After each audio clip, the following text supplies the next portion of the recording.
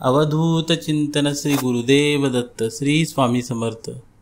नवीन वर्षाची सुरुवात झाली आहे। नवीन वर्षात येणारा पहिलाच आणि महत्त्वाचा सण म्हणजे मकर संक्रांत। यंदाची मकर संक्रांत 14 जानेवारी रोजी साजरी केली जाणार आहे।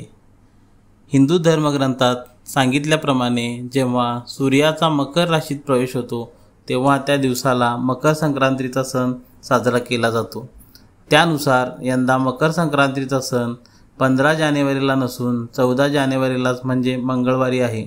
सूर्याचं संक्रमण 14 जानेवारी रोजी सकाळी 9:03 मकर राशीत होणार आहे। 14 जानेवारीला मकर संक्रांत देशभरात साजरी करणं शास्त्रानुसार शुभ मानलं जाणार आहे। मकर संक्रांतीच्या दिवशी पवित्र नदीत स्नान करावे।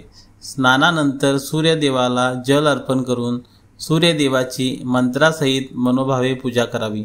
मकर संक्रांतीच्या दिवशी तुम्ही खिचडी, शेंगदाणे, दही, तिळाचे लाडू, उबदार कपडे आणि पैसे गरीब आणि गरजूंना दान करू शकता।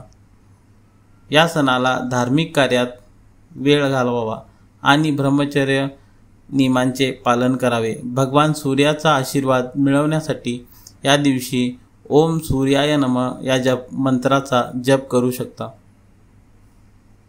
या दिवशी महिला हळदी कुंकवाचा कार्यक्रम साजरा करतात। या हळदी कुंकवाच्या कार्यक्रमात महिलांना वाण म्हणून सौभाग्याच्या वस्तू दिल्याने तुम्हाला सुख सौभाग्य लाभेल।